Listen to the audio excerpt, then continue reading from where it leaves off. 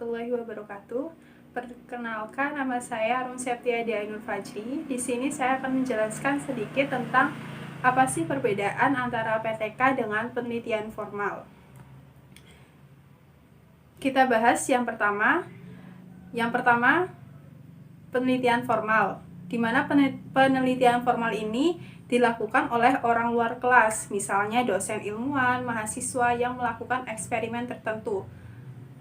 Lalu penelitian tindakan kelas itu dilakukan oleh kepala sekolah atau guru. Selanjutnya, penelitian formal mempunyai orientasi tujuan untuk menemukan suatu jawaban atas pertanyaan penelitian yang bersifat kualitatif atau kuantitatif. Jadi, penelitian formal ini contohnya itu misalnya hubungan antara A dan B atau pengaruh antara B dan C. Sedangkan penelitian tindakan kelas itu orientasi pada kajian proses yang terjadi dan perbaikan yang harus dilakukan berdasarkan temuan pada tiap siklus agar memperoleh hasil yang lebih baik dan bersifat kualitatif. Selanjutnya, dalam penelitian formal dilakukan di lingkungan di mana variabel-variabel luar dapat dikendalikan. Sedangkan di dalam penelitian tindakan kelas itu dilakukan di kelas atau di sekolah. Selanjutnya, dalam penelitian formal, sampel itu harus representatif. Representatif itu berarti sesuai atau mewakili. Sampel yang diambil itu harus sesuai atau mewakili ya. Lalu dalam penelitian tindakan kelas, kerepresentatifan sampel itu tidak menjadi syarat penting. Perbedaan yang selanjutnya, dalam penelitian formal, instrumen itu harus valid dan reliable.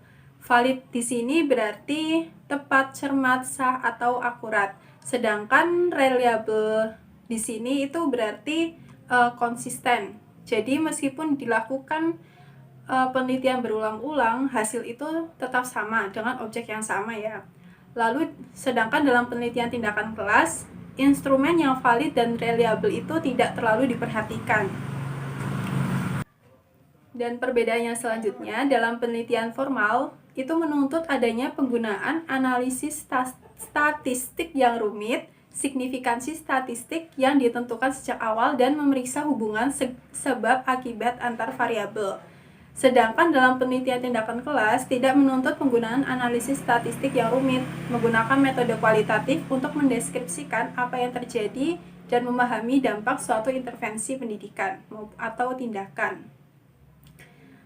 Lalu perbedaan PTK yang selanjutnya, dalam penelitian formal itu mengembangkan teori dan tidak memperbaiki praktik pembelajaran secara langsung. Sedangkan dalam penelitian tindakan kelas itu untuk memperbaiki praktik pembelajaran secara langsung. Lalu perbedaan yang selanjutnya, dalam penelitian formal, hasil penelitian merupakan produk ilmu yang dapat digeneralisasikan ke populasi yang lebih luas. Sedangkan dalam penelitian tindakan kelas, hasil penelitian merupakan peningkatan mutu pembelajaran di lingkungan pembelajaran tertentu tempat dilakukannya PTK. Di mana PTK ini, misal kita melakukan penelitian tindakan kelas di kelas 11 IPA 1, hasilnya tidak bisa digunakan di dalam kelas 11 IPA 2 karena PTK ini hanya menyakup satu kelas saja. Untuk perbedaan yang selanjutnya, dalam penelitian formal itu berlangsung secara linear atau bergerak maju. Sedangkan dalam penelitian tindakan kelas berlangsung secara siklus atau berdaur. Jadi ada siklus 1, siklus 2, dan siklus 3. Sekian apa yang dapat saya sampaikan mengenai perbedaan antara penelitian tindakan kelas dengan penelitian formal. Terima kasih. Wassalamualaikum warahmatullahi wabarakatuh.